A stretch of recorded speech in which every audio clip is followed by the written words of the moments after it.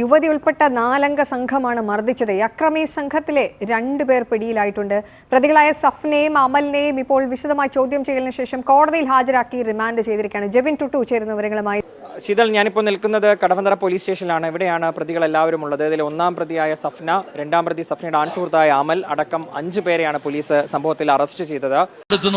ഇന്നത്തെ പെൺകുട്ടികളുടെയൊക്കെ ജീവിതവും അവരുടെ വസ്ത്രധാരണകളും അവരുടെ സംസാരവും അവരുടെ പ്രവർത്തനങ്ങളും നമ്മൾ എടുത്തു നോക്ക്. വളരെ സങ്കടം തോന്നുന്ന രീതിയിലുള്ളതാണ്.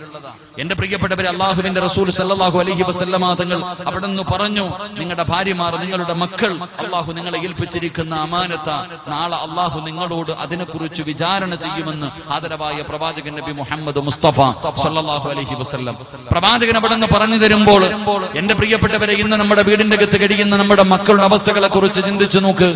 അള്ളാഹുവെ പടച്ചവനെ, വസ്ത്രധാരണങ്ങളെ പോകട്ടെ, നമ്മുടെ മക്കൾ ഇന്ന് തലമറയ്ക്കുന്നത് പോലും അവർക്ക് വല്ലാത്ത ബുദ്ധിമുട്ടായി തോന്നുന്ന ഒരു കാലഘട്ടം. തലമറയ്ക്കാറില്ല. വഅദിന്റെ സദസ്സുകളിൽ വന്നിരുന്നിട്ട് പോലും എന്റെ പ്രിയപ്പെട്ട സഹോദരിമാർ, എല്ലാവർക്കും അറിയാം, പടച്ചവനെ മുടി പുറത്ത് കാണുന്നത് പാപമാണ്, ഔറത്താണ് മുടി പുറത്തിടാൻ പാടില്ല. എന്റെ പ്രിയപ്പെട്ടവരെ, നിനക്കറിയാം, ഒരു പെണ്ണ് അന്യപുരുഷനോട് സലാം പറയാൻ പാടില്ല.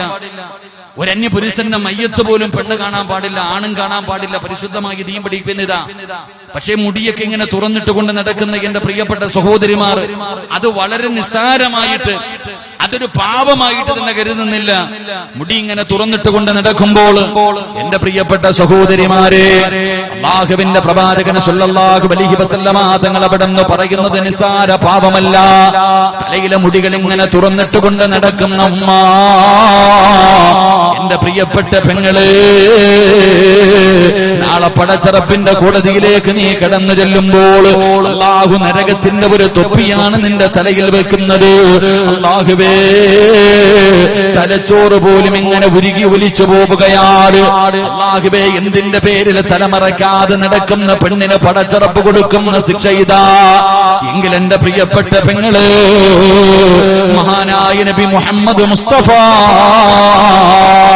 സല്ലല്ലാഹു അലൈഹി വസല്ലമ തങ്ങൾ 1400 വർഷങ്ങൾക്ക് മുമ്പ് ലോകത്തിന്റെ നേതാവിന്റെ മുന്നിലേക്ക് ഒരു പെണ്ണ് കടന്നു വരികയാണ്. യാ റസൂലല്ലാഹ്, അല്ലാഹുവിന്റെ നബിയേ, എനിക്ക് വേണ്ടി ഒന്ന് ദുആ ചെയ്യണേ നബിയേ. എനിക്ക് അപസ്മാരത്തിന്റെ രോഗമാണ്, വല്ലാത്ത വേദനയാണ് നബിയേ, വല്ലാത്ത പ്രയാസമാണ് നബിയേ, എന്നെ കൊണ്ട് താങ്ങാൻ കഴിയുന്നില്ല നബിയേ. അതുകൊണ്ട് എന്റെ അപസ്മാര രോഗമൊന്ന് മാറാൻ വേണ്ടി ഒന്ന് ദുആ ചെയ്യണേ.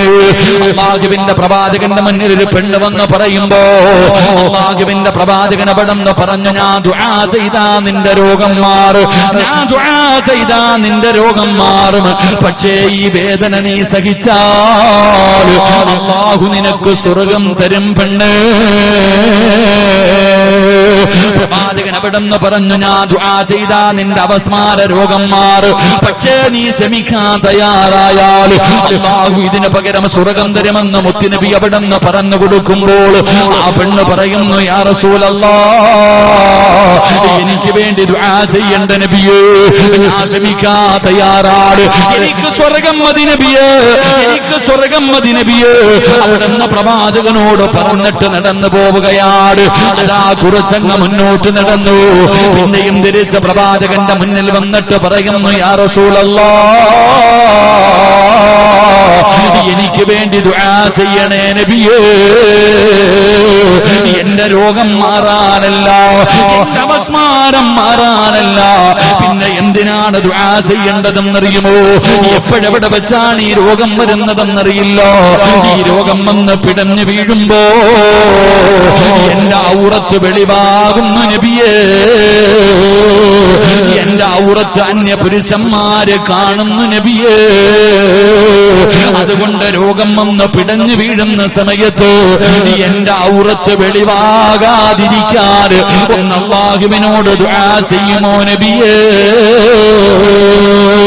പടച്ചവനെ രോഗം പിടിച്ച് ബോധം കെട്ട് താഴെ വീഴുന്ന സമയത്ത് പോലും ഒരാളും തന്റെ ശരീരം കാണാൻ പാടില്ല.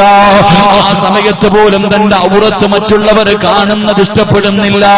അതുകൊണ്ട് മുത്തുനബിയോട് ദുആ ചെയ്യാനാ പെണ്ണ് പറയുമ്പോൾ ഈ സദസ്സിലിരിക്കുന്നവര്, എന്റെ പ്രിയപ്പെട്ട വാപ്പമാര്, അല്ലാഹു നിന്നെ ഏൽപ്പിച്ചിരിക്കുന്ന അമാനത്താണ് നിന്റെ പെൺമക്കള്. ആ പെൺമക്കളുടെ വസ്ത്രധാരണയെ കുറിച്ച് നീ എന്തേ ചിന്തിക്കാത്തത്? നിന്റെ പുന്നമക്കള് ശരീരത്തിന്റെ വടിവുകൾ വെളിയിൽ കാണുന്ന വസ്ത്രം ധരിച്ചു തലമറക്കാതെ നിന്റെ പൊന്നാര മക്കള് നടക്കുന്നത് നീ കാണുന്നവനല്ലേ? അത് പാവമാണെന്ന് നിനക്കറിയില്ലേ? അത് തെറ്റാണെന്ന് നിനക്കറിയില്ലേ? അതല്ല ഇഷ്ടപ്പെടാത്ത കാര്യമാണെന്ന് നിനക്കറിയില്ലേ? എന്തേ നീ തിരുത്തി കൊടുക്കാത്തത്? അത് നിന്റെ ബാധ്യതയാണല്ലോ.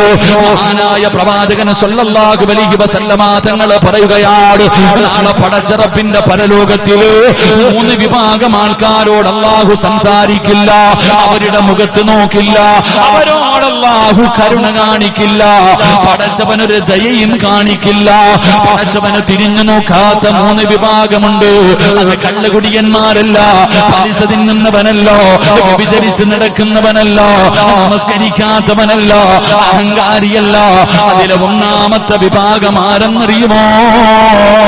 സഹാബാ, തന്റെ ഭാര്യയും മക്കളും തെറ്റ് ചെയ്യുന്നത് കണ്ടിട്ട്, തന്റെ ഭാര്യയും മക്കളും തെറ്റ് ചെയ്യുന്നത് കണ്ടിട്ട് അതിന് നിസാരമായി തള്ളിക്കളയുന്ന ഉപ്പാ, നീ നാളെ അള്ളാന്റെ മുന്നില് മറുപടി പറയേണ്ടി വരുമെന്ന് നബി മുഹമ്മദ് മുസ്തഫ സല്ലല്ലാഹു അലൈഹി വസല്ലമ തങ്ങൾ പറയുമ്പോ, പടച്ചവനെ വാപ്പ ഹാജിയാരാട്, ഹജ്ജ് ചെയ്ത മനുഷ്യനാട്, ഉംറ ചെയ്ത മനുഷ്യനാട്, നമസ്കാരത്തിനമ്പുള്ള മനുഷ്യനാട്, പള്ളിയിലെ പ്രസിഡന്റും സെക്രട്ടറിയും ഉയർന്ന സ്ഥാനത്തിരിക്കുന്ന മനുഷ്യനാട്, ജനങ്ങളെ ബഹുമാനിക്കുന്ന വ്യക്തിയാണ്. പടച്ചവനെ ഉമ്മയുണ്ടല്ലോ, ഹൃദയം ധരിച്ച് ഹിജാബം ധരിച്ച് കയ്യിലെ തസ്ബീഹും പിടിച്ച് ലാ ഇലാഹ ഇല്ലല്ലാഹ് പറഞ്ഞു നടക്കുന്ന പെണ്ണാ. പക്ഷേ ആ പെണ്ണിന്റെ കൂടെ നടക്കുന്ന പൊന്നാര മകളുണ്ടല്ലോ, അല്ലാഹുവേ, അത് വല്ലാത്തൊരവസ്ഥയാണല്ലോ. മറച്ചിട്ടില്ല, ഔറത്തുകൾ മറച്ചിട്ടില്ല. പടച്ചവനെ കണ്ടാ സഹിക്കാൻ പറ്റാത്ത രീതിയില് ഇന്നത്തെ നമ്മുടെ പെൺമക്കളുടെ വസ്ത്രദാനമാകുമ്പോ, അപ്പാ നിനക്കറിയുമല്ലോ, നിന്റെ പൊന്നുമകളുടെ ശരീരം കാണുന്നവളാണല്ലോ. അമ്മാ നീയും ഒരു പെണ്ണാണല്ലോ. 15 വയസ്സുള്ളവള്, 16 വയസ്സുള്ള നിന്റെ പൊന്നാര മക്കള് പടച്ചവനെ വസ്ത്രം ധരിച്ച് നടക്കുന്നത് കാണുമ്പോ, നാട്ടുകാരന് മുന്നിലേക്ക് ഈ വസ്ത്രം ധരിച്ചിറങ്ങിയാൽ പടച്ചവനെ ഒരുപാട് പേരെ നരകത്തിൽ എത്തിക്കാൻ ഇത് കാരണമാണല്ലോ. എന്തേ നീ തിരുത്താത്തത്? എന്തേ നീ അത് തിരുത്തി കൊടുക്കാത്തത്? നാളെ പടച്ചറപ്പിന്റെ മുന്നിൽ കണക്ക് പറയേണ്ടി വരുമെന്ന് പ്രവാചകൻ അവിടെ നിന്ന് പറഞ്ഞു തരുമ്പോ, എന്റെ പ്രിയമുള്ള മാതാപിതാക്കളോട് പറയുകയാ, മക്കളെ വളർത്തേണ്ട രീതിയിൽ വളർത്തണേ. പരിശുദ്ധമായ ദീനുൽ ഇസ്ലാം, അല്ലാഹുവിന്റെ പരിശുദ്ധമായ ഖുർആൻ എടുത്തു നോക്ക്. മക്കളെ വളർത്തേണ്ടത് എങ്ങനെയെന്നറിയുമോ?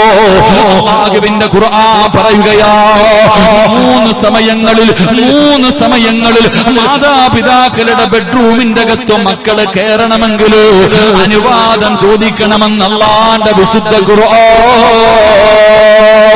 അല്ലാഹുവിന്റെ ഖുർആൻ എടുത്ത് നോക്ക്. അല്ലാഹു പറയുകയാണ്, 3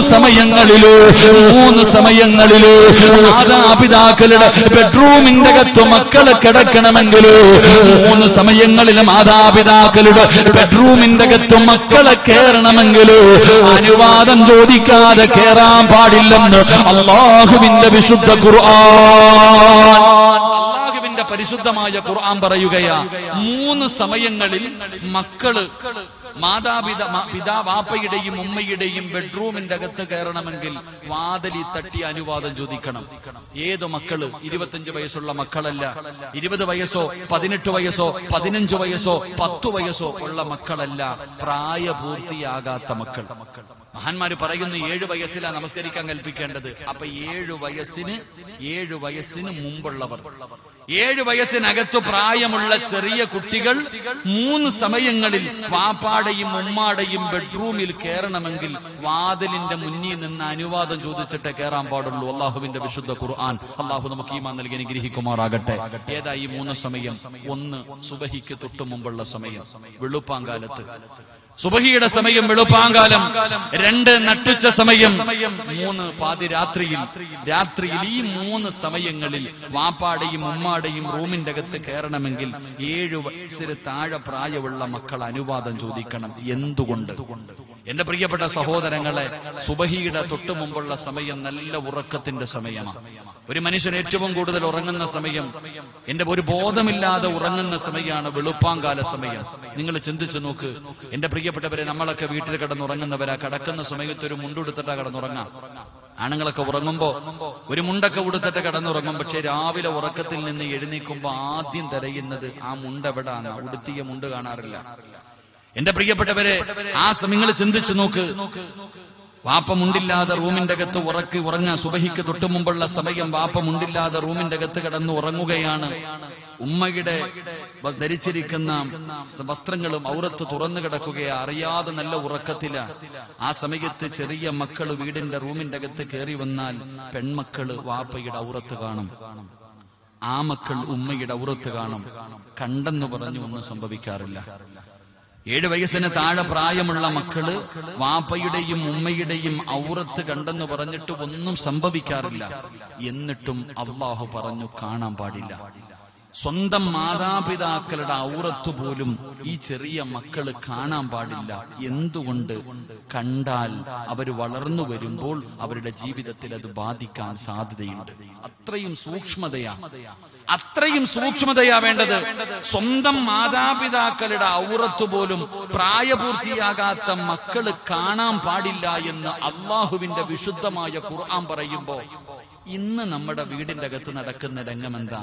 അള്ളാഹുവെ, ഇംഗ്ലീഷ് പടം കാണുന്നത് ഒരുമിച്ചിരുന്ന പ്രായപൂർത്തിയായ മക്കളും വാപ്പായും ഉമ്മായും കൂടെ ഒരുമിച്ചിരുന്ന് അരപ്പാവാടയിട്ട് ആടുന്നവരുടെ ആട്ടം വരെ കാണുന്ന കാലമാ. അള്ളാഹു നമുക്ക് ഈ നൽകി അനുഗ്രഹിക്കുമാറാകട്ടെ.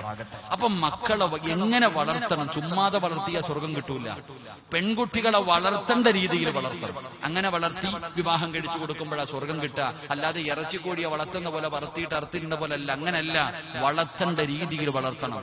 പെൺമക്കൾക്ക് വളർത്തേണ്ട രീതിയിൽ അവർക്ക് അനുസരണ, ദീന്, ലജ്ജ ഇതൊക്കെ പഠിപ്പിച്ചു കൊടുക്കണം. എങ്ങനെയാണ് പെൺമക്കളെ വളർത്തേണ്ടത്?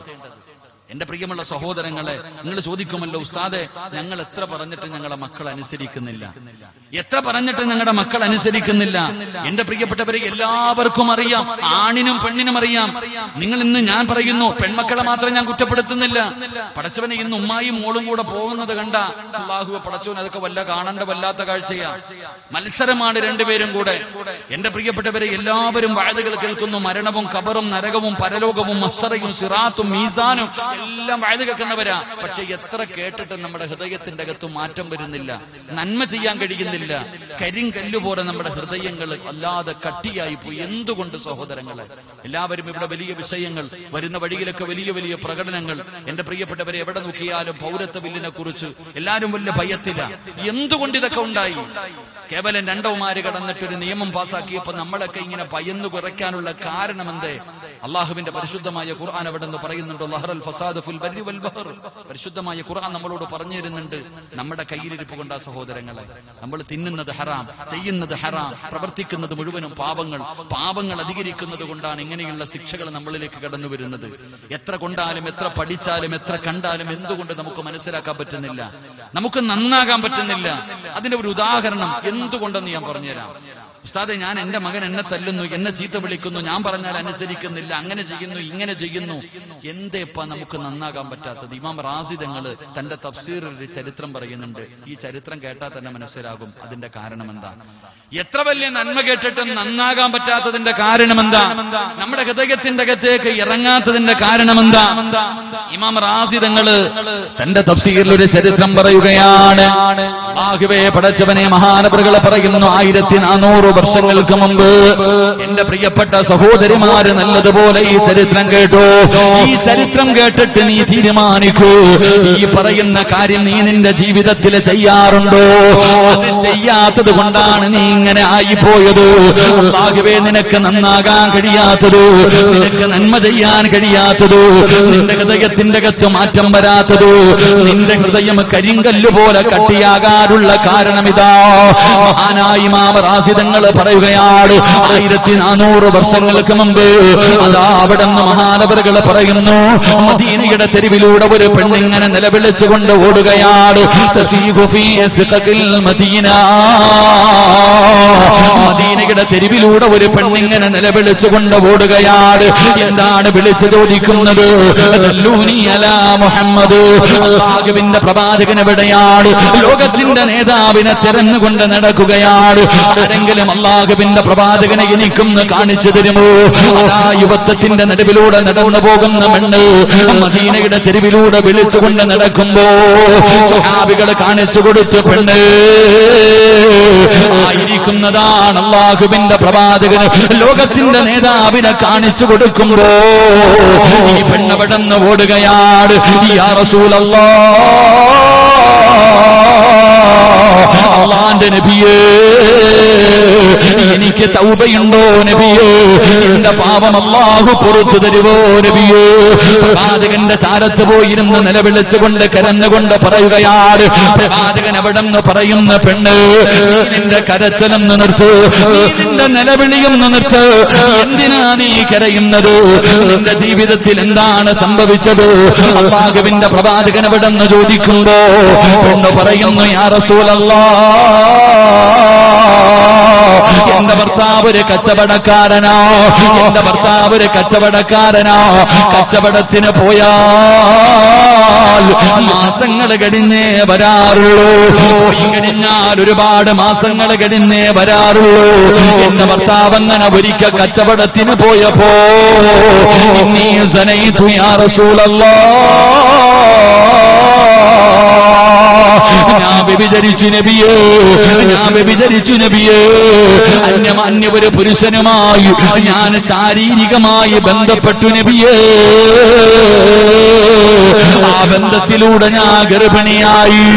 ആ പെണ്ണ് പറയുകയാണ്, ഞാൻ വ്യഭിചരിച്ചു, ആ വ്യഭിചാരത്തിലൂടെ ഞാൻ ഗർഭിണിയായി. ഒരാളോടും ഞാൻ പറഞ്ഞില്ല, എന്റെ കുഞ്ഞിനെ ഞാൻ കൊന്നുകളഞ്ഞില്ല.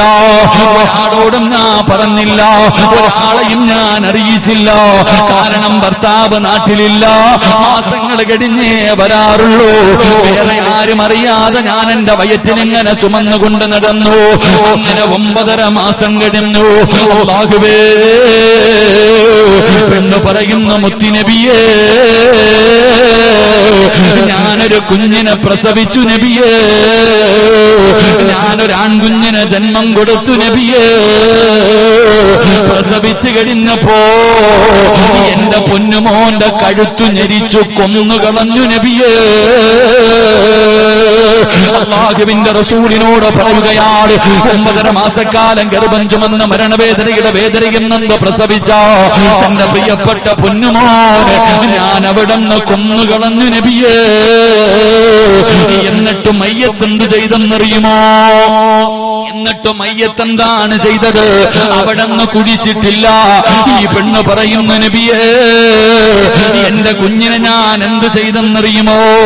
ഈ പെണ്ണിനൊരു ജോലി ഉണ്ടായിരുന്നു, ഒരു കച്ചവടം നടത്തുന്ന പെണ്ണായിരുന്നു, സുറുക്കയുടെ കച്ചവടം നടത്തുന്ന പെണ്ണാ. അല്ലാഹുവേ, ഒരു സൈഡ് ബിസിനസ് ആണല്ലോ. അവിടുന്ന് സുറുക്കയുടെ കച്ചവടം നടത്തുന്ന പെണ്ണായിരുന്നു. എന്ത് ചെയ്തെന്നറിയുമോ? ഏറ്റവും കൂടുതൽ പവർ കൂടിയ സുറുക്കയുടെ ഭരണിക്കകത്തേക്ക് തന്റെ കുഞ്ഞിന്റെ മയ്യത്തിട്ടടച്ചു വെക്കുകയോ.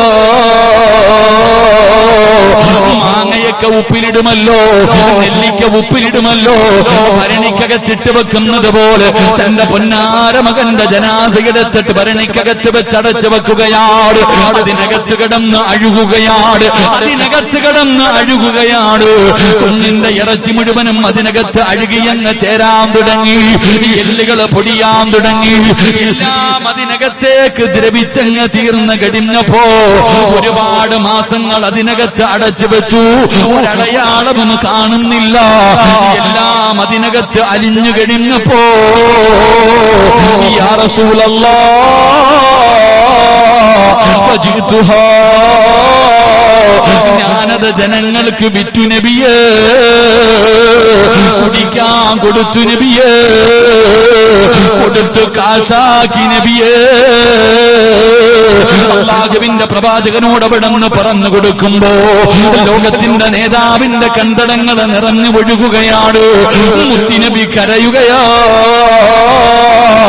എന്തൊരു പാവമാ പടച്ചവര്, എന്തൊരു പാവമാ പടച്ചവര്. പടച്ചവനെ വ്യഭിചരിച്ചു, വ്യഭിചാരത്തിലെ ഉണ്ടായ കുഞ്ഞിനെ പ്രസവിച്ചിട്ട് കൊന്നുകളഞ്ഞു. അതിനെ പടച്ചവനെ സുറുക്കയുടെ ഭരണിക്കകത്തിട്ട് അടച്ച് എല്ലാം അലിഞ്ഞു ചേർന്ന് കഴിഞ്ഞപ്പോ അതുപോലും ജനങ്ങൾക്ക് കുടിക്കാൻ കൊടുത്തിട്ട് കാശ് വാങ്ങിയ പെണ്ണല്ലേ. അല്ലാഹുവിന്റെ റസൂൽ ഇരുന്ന് കരയുകയാ. എങ്ങനെ കഴിഞ്ഞു പടച്ചവര്, ഈ പെണ്ണിങ്ങനെ ആകാനുള്ള കാരണമെന്ത്? അല്ലാഹുവിന്റെ പ്രവാചകനോട് ഈ പെണ്ണീ കഥ പറഞ്ഞു കൊടുത്തപ്പോ റസൂലുള്ള ചോദിച്ച ചോദ്യം എന്തെന്നറിയുമോ? നീ ഇങ്ങനെയാകാനുള്ള കാരണമെന്തെന്നറിയുമോ? ഒരു പെണ്ണ് മുത്തുനബിയുടെ മുന്നിൽ വന്നിട്ട് പറയുകയാ, നബിയെ, എന്റെ ഭർത്താവ് പോയി കഴിഞ്ഞാൽ ഗൾഫിൽ പോണ പോലെ 2 കൊല്ലൊക്കെ കഴിഞ്ഞ് വരാറുള്ളൂ. പോയി കഴിഞ്ഞാൽ പോയതാ മാസങ്ങൾ കഴിഞ്ഞിട്ടേ വരാറുള്ളൂ. ഭർത്താവ് കച്ചവടത്തിന് പോയപ്പോ ഒരുത്തം വീട്ടിൽ കയറി വന്നു, ശാരീരികമായി ബന്ധപ്പെട്ടു. ഞാനാണെങ്കിൽ ഗർഭിണിയായി, ആരോടും പറഞ്ഞില്ല, പരിസരത്തും ആരുമില്ലാത്തത് കൊണ്ട് ആരും അറിയാതെ ഞാനിങ്ങനെ ചുമന്നുകൊണ്ട് നടന്നു. 9.5 മാസം കഴിഞ്ഞു, പ്രസവിച്ചു. ഞാൻ തന്നെ അങ്ങ് കൊന്നു. എന്നിട്ട് ഉപ്പിലിടുന്നത് പോലെ സുറുക്കയുടെ കുപ്പിക്കകത്ത് വെച്ച് അടച്ചു വെച്ചു. അതിനകത്ത് കിടന്ന് അഴുകി ഇറച്ചിയും എല്ലുകളും എല്ലാം ദ്രവിച്ചു. അതിനകത്തേക്ക് അങ്ങ് അലിഞ്ഞ് ചേർന്ന് കളഞ്ഞപ്പോ എടുത്ത് കളഞ്ഞൊന്നുമില്ല. അത് നാട്ടുകാർക്ക് കുടിക്കാൻ കൊടുത്തിട്ട് ഞാൻ കാശ് വാങ്ങി നബിയെ. അള്ളാഹുവിന്റെ പ്രവാചകൻ സല്ലല്ലാഹു അലൈഹി വസല്ലമ തങ്ങള് ആ പെണ്ണിനോട് ചോദിച്ച ചോദ്യം എന്തെന്നറിയോ? എന്റെ പ്രിയപ്പെട്ടവരെ, നമ്മുടെ ഹൃദയങ്ങൾ ഇങ്ങനെയാകാനുള്ള കാരണം റസൂലുള്ളാഹി സ്വല്ലല്ലാഹു അലൈഹി വസല്ലമ തങ്ങൾ ആ പെണ്ണിനോട് പറഞ്ഞു, ഫൈന്നി അറാ അന്നകി തറക്തി സ്വലാത്തൽ അസ്രി, നീ അസർ നമസ്കരിക്കാറില്ലേ എന്നാ ചോദിച്ചേ. ആ പെണ്ണിനോട് ചോദിച്ച ചോദ്യം, നീ അസർ നിസ്കരിക്കാത്ത ഒരു പെണ്ണല്ലേ എന്ന്. എന്റെ സഹോദരങ്ങളെ, ഞാൻ നമ്മളോട് ചിന്തിക്കുക, എത്ര വലിയ നന്മകൾ കേട്ടിട്ടും നമ്മുടെ ഹൃദയത്തിന്റെ അകത്തും മാറ്റം വരുന്നില്ലെങ്കിൽ അതിന്റെ കാരണം നീ ചിന്തിച്ചു നോക്ക്. അസർ നമസ്കരിക്കാറുണ്ടോ? അസർ നമസ്കരിക്കാത്തവരുടെ ഹൃദയം കഠിനമായി പോകും. നിന്റെ മക്കള് സ്കൂള് വിട്ട് വീട്ടിൽ വരുമ്പോ കുളിപ്പിച്ചു ഭക്ഷണവും കൊടുത്തിട്ട് നീ മദ്രസയിൽ വിടും, നല്ല കാര്യം. ട്യൂഷന് വിടും, നല്ല കാര്യം. പക്ഷെ അസർ നമസ്കരിപ്പിക്കാറുണ്ടോ? കണ്ടവന്റെ കൂടെ ഒളിച്ചോടുമ്പോ നെഞ്ചുപൊട്ടി കരഞ്ഞിട്ട് കാര്യമില്ല. ആദ്യം നീ ഇത് ചെയ്യ്. നീ ചോദിക്കുമല്ലോ, 18 കൊല്ലം പോറ്റി വളർത്തി എന്റെ മകള് എങ്ങനെ കഴിഞ്ഞു ഉസ്താദെ ഞങ്ങളെ കളഞ്ഞിട്ട് പോകാൻ? ഞങ്ങൾ വിളിച്ചു കൂവിയിട്ട് പോലും അവള് പരിഗണിച്ചില്ലല്ലോ. എങ്ങനെ പരിഗണിക്കാനാ? എങ്ങനെ പരിഗണിക്കാനാ? എന്റെ പ്രിയപ്പെട്ടവരെ, മുത്തുനബി സല്ലല്ലാഹു അലൈഹി വസല്ലമ തങ്ങൾ ആ പെണ്ണിനോട് ചോദിച്ചത്, നീ അസർ നമസ്കരിക്കാറില്ലേ എന്നാ. അള്ളാഹു നമുക്ക് ഈമാൻ നൽകി അനുഗ്രഹിക്കുമാറാകട്ടെ. അതുകൊണ്ട് എന്റെ പ്രിയപ്പെട്ട മാതാപിതാക്കളോട് ഞാൻ പറയുകയാ, മക്കളെ വളർത്തേണ്ടത് എങ്ങനെയാണെന്ന് സിനിമ കണ്ടിട്ടോ സീരിയൽ കണ്ടിട്ടോ നോവൽ വായിച്ചിട്ടോ അല്ല പഠിക്കേണ്ടത്. എങ്ങനെയാ വളർത്തേണ്ടത് എന്ന് നിന്റെ നേതാവ് കാണിച്ചു തന്നിട്ടുണ്ട്. ഒരു പെൺകുട്ടിയെ വളർത്തേണ്ടത് എങ്ങനെയാ? ഉമ്മയില്ലാത്ത ഒരു മകളെ മഹാനായ നബിയിനാ റസൂലുള്ളാഹി സ്വല്ലല്ലാഹു അലൈഹി വസല്ലമ തങ്ങൾ വളർത്തി കാണിച്ചു തന്നു. ഒരു പെൺകുട്ടി എങ്ങനെ വളർത്തണമെന്ന് ഫാത്തിമ ബീവിയുടെ ചരിത്രം വായിച്ചാൽ മതി. പെൺമക്കളുള്ള എല്ലാ മാതാപിതാക്കളും അള്ളാഹുവിന്റെ പ്രവാചകൻ സല്ലല്ലാഹു അലൈഹി വസല്ലമ തങ്ങൾ തന്റെ പൊന്നുമോളെ വളർത്തിയത് എങ്ങനെയാണെന്ന് ഫാത്തിമ ബീവിയുടെ ചരിത്രം എടുത്തു വായിച്ചാൽ മനസ്സിലാക്കും. ആ ചരിത്രം നീയൊന്ന് എടുത്തു വായിച്ചിട്ട് അതുപോലെ വളർത്തു നിന്റെ പെൺമകളെ. ആ മുത്തുനബി എങ്ങനെയാണോ ഫാത്തിമ ബീവിയെ വളർത്തിയത്, അതേ രീതിയിൽ നീ നിന്റെ മക്കളെ വളർത്ത്. അങ്ങനെ വളർത്തിയാലാ നിനക്ക് അല്ലാഹു സ്വർഗം തരാന്ന് പറഞ്ഞേ. അങ്ങനെ വളർത്തിയാലാ നാളെ മുത്തുനബിയുടെ കൂടെ നിനക്ക് സ്വർഗത്തിൽ പോകാൻ പറ്റുക. അല്ലാതെ നിനക്ക് തോന്നുന്നത് പോലെയല്ല. നിനക്ക് തോന്നുന്ന രീതിയിൽ ഏതെങ്കിലും നായികമാരെ കണ്ടിട്ട് അതുപോലെ വളർത്താ അവരുടെ കൂടെ നിനക്ക് പോകാം. മുത്തുനബി തന്റെ പൊന്നുമോളെ വളർത്തിയ രീതിയിൽ വളർത്തിയ മുത്തുനബിയുടെ കൂടെ നിനക്ക് സ്വർഗത്തിൽ പോകാം. അള്ളാഹു നമുക്ക് ഭാഗ്യം നൽകി അനുഗ്രഹിക്കുമാറാകട്ടെ. എന്റെ പ്രിയപ്പെട്ടവരെ, മുത്തുനബി കാണിച്ചു തന്നിട്ടുണ്ട് എങ്ങനെയാണ് ഒരു മകളെ വളർത്തേണ്ടതെന്ന്. അതുപോലെ വളർത്തിയാൽ മാത്രം പോരാ. തന്റെ പൊന്നാര മക്കളെ വളർത്തി 18 വയസ്സായി പ്രായപൂർത്തിയായി മക്കൾക്ക് വിവാഹപ്രായമായി. അങ്ങനെ വിവാഹപ്രായമായി എത്തിക്കഴിഞ്ഞാൽ ആ മക്കളെ അനുയോജ്യനായ ഒരു വരനെ കണ്ടെത്തിയിട്ട് വിവാഹം കഴിച്ചു കൊടുക്കണം. അല്ലാതെ ഏതെങ്കിലും പൊട്ടന്റെ കൈ പിടിച്ചു കൊടുത്താൽ സ്വർഗം കിട്ടൂല. നിന്റെ പെമ്മക്കളെ വിവാഹം കഴിച്ചു കൊടുക്കുമ്പോൾ ആർക്ക് കൊടുക്കണം? അള്ളാഹുവിന്റെ പരിശുദ്ധമായ ദീൻ പറയുന്നുണ്ട്. മുത്തുനബി സല്ലല്ലാഹു അലൈഹി വസല്ലമ തങ്ങൾ പറഞ്ഞു, വിവാഹം കഴിച്ചു കൊടുക്കുന്ന സമയത്ത് നീ 4 കാര്യം പരിഗണിക്കണം. തുൽഖഹുൽ മർഅതു ലി 40, 4 കാര്യങ്ങൾ പരിഗണിക്കണം. മുത്തുനബി അവിടെ നിന്ന് പറയുന്നുണ്ട്, നീ സൗന്ദര്യമുണ്ടോ എന്ന് നോക്കണം. നിന്റെ മകളെ വിവാഹം കഴിക്കുന്ന പയ്യന് സൗന്ദര്യമുണ്ടോ, അവന് സമ്പത്തുണ്ടോ, കുടുംബമഹിമയുണ്ടോ, ദീനുണ്ടോ, 4 നീ പരിഗണിക്കണം. അല്ലാതെ ആർക്കെങ്കിലും പിടിച്ചു കൊടുക്കലല്ല. എന്റെ പ്രിയപ്പെട്ടവരെ, പ്രവാചകൻ എന്നിട്ട് അവിടെ നിന്ന് പറഞ്ഞു, സൗന്ദര്യത്തിനേക്കാൾ, സമ്പത്തിനേക്കാൾ, കുടുംബമഹിമയേക്കാൾ നീ ഏറ്റവും കൂടുതൽ സ്ഥാനം കൊടുക്കേണ്ടത് ദീനിന് നീ പരിഗണന കൊടുക്കണം. എന്റെ പ്രിയമുള്ള സഹോദരങ്ങളെ, ഇന്ന് വാപ്പമാര് തന്റെ പൊന്നാര മക്കളുടെ വിവാഹപ്രായം എത്തിയപ്പോൾ ആലോചന നടത്തും. ദീനൊന്നും ആരും നോക്കാറില്ല. പണം ഉണ്ടോ എന്നാ നോക്കുന്നത്. കെട്ടുന്നവന് പണം ഉണ്ടെങ്കിൽ ഒന്ന് കെട്ടിയതാണെങ്കിൽ കുഴപ്പമില്ല, ഓന്റെ കെട്ടി കൊടുക്കും. അവൻ എന്തൊക്കെ പോരായ്മയുണ്ട്, അവൻ നിസ്കരിക്കുവോ, പള്ളിയിൽ പോകുവോ, അള്ളാഹുവെ പടച്ചവനെ ഭയന്ന് ജീവിക്കുന്ന നോക്കാറില്ല. പണം ഉണ്ടെങ്കിൽ അവന് വിവാഹം കഴിച്ചു കൊടുക്കും, സൗന്ദര്യം ഉണ്ടെങ്കിൽ വിവാഹം കഴിച്ചു കൊടുക്കും, കുടുംബമഹിമ ഉണ്ടെങ്കിൽ പിന്നെ ദീനൊന്നും നോക്കാറില്ല. എങ്കിൽ എന്റെ പ്രിയപ്പെട്ട സഹോദരങ്ങൾ, ഇതെല്ലാം നീ പരിഗണിക്കണം. ദീനിനാണ് നീ മുൻഗണന നൽകേണ്ടത്. ഖുർആൻ ഓതിയതോ ഇത് ഏതെങ്കിലും ഒന്ന് അള്ളാഹു സ്വീകരിച്ചോ എന്ന് ചോദിച്ചാൽ എന്റെ പ്രിയപ്പെട്ടവരെ, നമുക്ക് പറയാൻ, ഉറപ്പിച്ചു പറയാൻ നമ്മളെ കൊണ്ട് ആരും കൊണ്ടും കഴിയില്ല. പിന്നെ സ്വർഗത്തിലേക്ക് പോകാൻ എന്താണ് നമുക്കൊരു വഴി? ഞാനൊരു എളുപ്പ വഴി പറഞ്ഞിട്ട് ഞാൻ നിർത്താം. അള്ളാഹുവിന്റെ അനുഗ്രഹങ്ങൾ കൊണ്ട് നിറച്ച സ്വർഗത്തിലേക്ക് കടന്നു പോകാൻ എന്താണ് ഒരു എളുപ്പ വഴി എന്ന് ചോദിച്ചാൽ, 1400 വർഷങ്ങൾക്ക് മുമ്പ് അള്ളാഹുവിന്റെ പ്രവാചകൻ സല്ലല്ലാഹു അലൈഹി വസല്ലമ തങ്ങളെ വല്ലാതെ സ്നേഹിച്ചിരുന്ന ഒരു ചെറുപ്പക്കാരൻ ഉണ്ടായിരുന്നു, മഹാനായ റബീഅത്ത് ഇബ്നു കഅബുൽ അസ്ലമി റളിയല്ലാഹു തആല അൻഹു. യുവത്വത്തിന്റെ നടുവിലൂടെ നടന്നു പോകുന്ന ഒരു പാവപ്പെട്ട ചെറുപ്പക്കാരനാ. പക്ഷേ മുത്തുനബിയെ ജീവനായിരുന്നു. അള്ളാഹുവിന്റെ പ്രവാചകനെ വല്ലാത്ത ഇഷ്ടമായിരുന്നു, വലിയ സ്നേഹമായിരുന്നു. പ്രവാചകനും തിരിച്ച് ഇങ്ങോട്ട് ആ ചെറുപ്പക്കാരന് വലിയ ഇഷ്ടം, ആ ചെറുപ്പക്കാരന് വല്ലാത്ത സ്നേഹമായി. അങ്ങനെ ഒരിക്കൽ സ്നേഹം കൂടിയപ്പോ റബീഅത്ത് ഇബ്നു കഅബുൽ അസ്ലമി റളിയല്ലാഹു തആല അൻഹു ആ ചെറുപ്പക്കാരനായ സ്വഹാബിയോട് അള്ളാഹുവിന്റെ പ്രവാചകൻ സല്ലല്ലാഹു അലൈഹി വസല്ലമ തങ്ങൾ ചോദിച്ചു, നിനക്ക് എന്തെങ്കിലും വേണമെങ്കിൽ ചോദിക്കുക, ഞാൻ തരാം. എന്തു ചോദിച്ചാലും തരാം. നിനക്ക് എന്താണ് വേണ്ടത്? എന്തു വേണമെങ്കിലും ചോദിച്ചോ, ഞാൻ തരാം. ആ സമയത്ത് ആ ചെറുപ്പക്കാരനായ സ്വഹാബി അള്ളാഹുവിന്റെ പ്രവാചകൻ സല്ലല്ലാഹു അലൈഹി വസല്ലമ തങ്ങളോട് ചോദിച്ചു, അസ്അലുക മുറാഫഖതക ഫിൽ ജന്ന, നബിയെ എനിക്ക് സ്വർഗം വേണം, സ്വർഗത്തിൽ അങ്ങയുടെ കൂടെ എനിക്ക് വരണം. റസൂലുള്ളാഹി തങ്ങൾ അവിടെ നിന്ന് ചോദിച്ചു, ഗൈറദാലിക, വേറെ എന്തെങ്കിലും വേണമെങ്കിൽ ചോദിക്ക്. സ്വർഗമാണ് ചോദിച്ചത്. അവിടെ നിന്ന് ചോദിച്ചു, ദുനിയാവിൽ എന്തെങ്കിലും വേണോ? പണവോ അധികാരമോ വീടോ സ്ഥാനമാനങ്ങളോ എന്തെങ്കിലും വേണോ? എനിക്കൊന്നും വേണ്ട നബിയെ, സ്വർഗത്തിൽ അങ്ങയുടെ കൂടെ വന്നാ മതി. എനിക്ക് സ്വർഗത്തിൽ അങ്ങയുടെ കൂടെ വരണം. അള്ളാഹുവിന്റെ പ്രവാചകൻ സല്ലല്ലാഹു അലൈഹി വസല്ലമ തങ്ങൾ ആ സ്വഹാബിയോട് പറഞ്ഞു കൊടുത്തു, ഞാൻ വാങ്ങിച്ചു തരാം സ്വർഗം. നിനക്ക് സ്വർഗം വേണമെങ്കിൽ ഞാൻ തരാം. സ്വർഗത്തിൽ പോകണമെന്ന് ആഗ്രഹിക്കുന്ന ആണിനോടും പെണ്ണിനോടും ഞാൻ പറയുകയാ, നിങ്ങൾക്ക് ആർക്കെങ്കിലും സ്വർഗം വേണോ? അള്ളാഹുവിന്റെ പ്രവാചകൻ സല്ലല്ലാഹു അലൈഹി വസല്ലമ തങ്ങൾ പറയുന്നു, ഞാൻ കൊണ്ടുപോകാൻ നിങ്ങളുടെ സ്വർഗത്തിൽ എന്റെ കൂടെ. പ്രവാചകൻ പറയുന്നു, ഞാൻ കൊണ്ടുപോകും നിങ്ങളെ. നാളെ പടച്ചുറപ്പിന്റെ അനുഗ്രഹങ്ങൾ കൊണ്ട് നിറച്ച സ്വർഗമുണ്ടല്ലോ, ആ സ്വർഗത്തിലേക്ക് ഞാൻ പോകുന്ന സമയത്ത് നിങ്ങളെ ഞാൻ എന്റെ കൂടെ കൊണ്ടുപോകാം. ആർക്കാണ് സ്വർഗം വേണ്ടതെന്ന് അല്ലാഹുവിന്റെ പ്രവാചകൻ എവിടെന്ന് ചോദിക്കുകയാ. അതുകൊണ്ട് ഈ സദസ്സിലിരിക്കുന്ന എന്റെ പ്രിയപ്പെട്ട സഹോദരങ്ങളോട്, സഹോദരിമാരോട്, നിങ്ങൾക്ക് ആർക്കെങ്കിലും അല്ലാഹുവിന്റെ അനുഗ്രഹങ്ങൾ കൊണ്ട് നിറച്ച പാലരുവികളും തേനരുവികളും ഒഴുകുന്ന പടച്ചുറപ്പിന്റെ സ്വർഗമുണ്ടല്ലോ, ആ സ്വർഗത്തിൽ അല്ലാഹുവിന്റെ പ്രവാചകന്റെ കൂടെ കടന്നു പോകണോ? ലോകത്തിന്റെ നേതാവിന്റെ കൂടെ നിങ്ങൾക്ക് സ്വർഗത്തിന്റെ അനുഗ്രഹങ്ങൾക്ക് നടുവിലൂടെ നടന്നു പോകണോ? അല്ലാഹുവിന്റെ പ്രവാചകൻ എവിടെന്ന് പറയുന്നു, സ്വഹാബാ, ഞാൻ നിങ്ങളെ സ്വർഗത്തിലേക്ക് കൊണ്ടുപോകാം. അല്ലാഹുവിന്റെ പ്രവാചകൻ എവിടെന്ന് ചില വിഭാഗങ്ങൾ പറയുകയാണ്. അല്ലാഹുവിന്റെ റസൂൽ ചില ജീവിതത്തിൽ നല്ല കാര്യങ്ങൾ ചെയ്താൽ ആരെങ്കിലും പ്രവാചകൻ എവിടെന്ന് ചില നന്മകൾ പറഞ്ഞു തരുന്നു. ഈ പറയുന്ന നന്മകൾ ആരെങ്കിലും തന്റെ ജീവിതത്തിൽ ചെയ്താ ഒരു നാളെ പടച്ചവനെ മുത്തുനബിയുടെ കയ്യിൽ പിടിച്ചുകൊണ്ട് അല്ലാഹുവിന്റെ പ്രവാചകന്റെ അതിഥിയായി സ്വർഗത്തിലേക്ക് കടന്നു പോകാനുള്ള ഭാഗ്യമാണ്. പ്രവാചകൻ എവിടെന്ന് പറഞ്ഞു തരുമ്പോൾ ഈ പറയുന്ന നന്മകൾ നിങ്ങൾക്ക് ആർക്കെങ്കിലും നിങ്ങളുടെ ജീവിതത്തിലൊന്ന് ചെയ്യാൻ കഴിയുമോ? ഈ പറയുന്ന നല്ല കാര്യങ്ങൾ ജീവിതത്തിൽ ചെയ്യുന്നവർ നാളെ പ്രവാചകന്റെ കൂടെ സ്വർഗത്തിൽ ഒരുമിച്ചാണ്.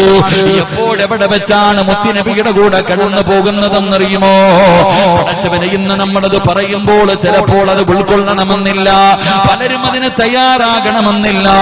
പക്ഷേ ചിന്തിച്ചു നോക്കണം, എവിടെ നിന്നാണ് നിന്നെ മുത്തിനബി കയ്യിൽ പിടിക്കുന്നതെന്നറിയുമോ?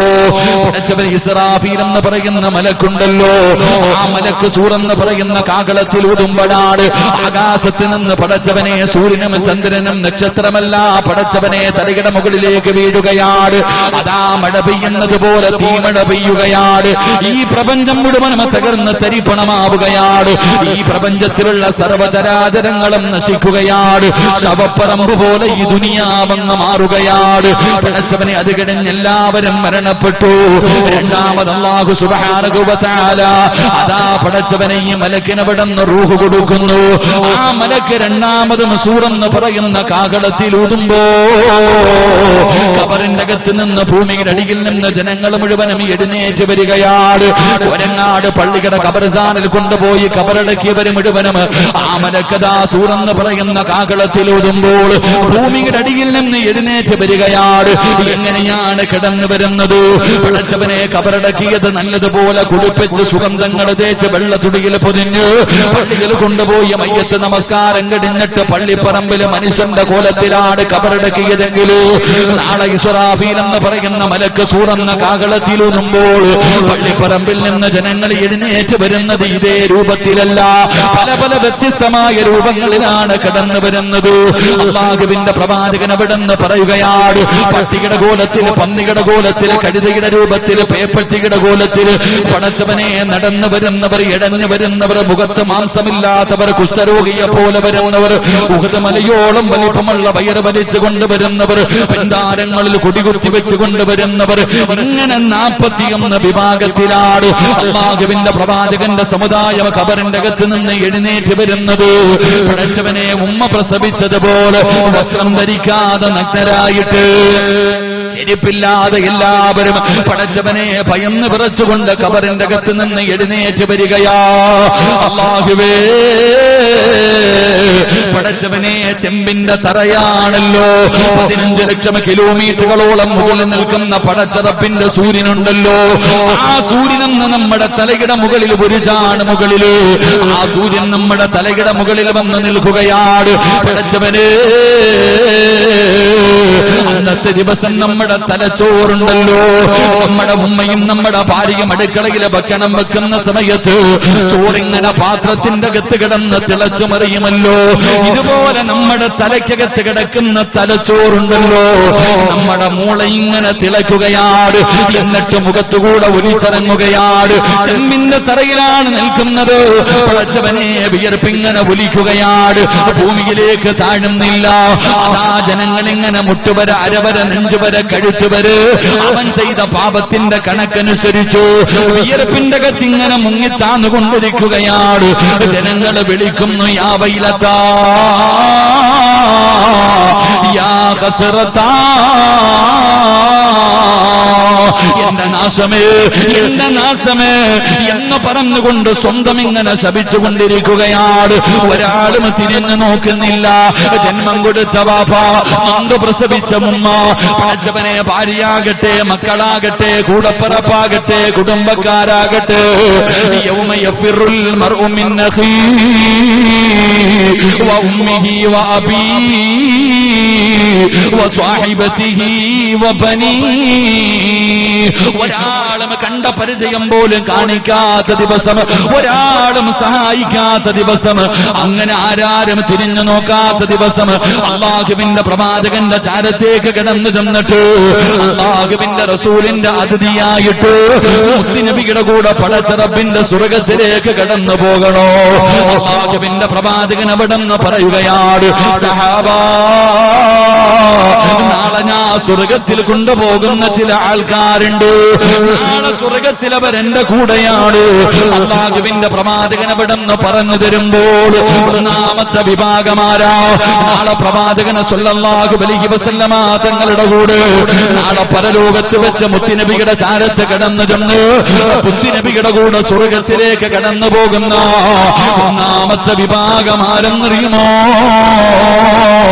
അനസ് റളിയല്ലാഹു തആല അൻഹു റിപ്പോർട്ട് ചെയ്യുന്ന ഹദീസിൽ കാണാം അല്ലാഹുവിന്റെ പ്രവാചകൻ പറയുകയാണ് മൻ ആല ജാരിയതൈനി ഹത്താ തബ്ലുഗ ജാ യൗമൽ ഖിയാമ അല്ലാഹുവിന്റെ പ്രവാചകൻ അവിടെന്ന് പറയുകയാണ് നാളെ പടച്ച റബ്ബിന്റെ പരലോകത്ത് ഒരു മാതാപിതാക്കൾ മുത്തുനബിയുടെ ചാരത്തേക്ക് കടന്നു പോവുകയാണ്. ഈ സദസ്സിലിരിക്കുന്ന ചില മാതാപിതാക്കള് അവർ അല്ലാഹുവിന്റെ പ്രവാചകന്റെ ചാരത്തേക്ക് കടന്നു ചെന്നു. അവർ മുത്തുനബിയുടെ കൂടെ സ്വർഗത്തിലേക്ക് കടന്നു പോവുകയാണ്. അല്ലാഹുവിന്റെ പ്രവാചകൻ പറഞ്ഞു സ്വഹാബാ അവര് സ്വർഗത്തിൽ എങ്ങനെയെന്നറിയുമോ? അവര് സ്വർഗത്തിൽ എത്ര അടുത്തെന്നറിയുമോ? പ്രവാചകൻ തന്റെ കൈകളുടെ വിരല് കാണിച്ചിട്ട് പറയുകയാണ് സഹാബാ അവര് സ്വർഗത്തിൽ എന്റെ കൂടെ ഇത്ര അടുത്താണെന്ന് നബി മുഹമ്മദ് മുസ്തഫ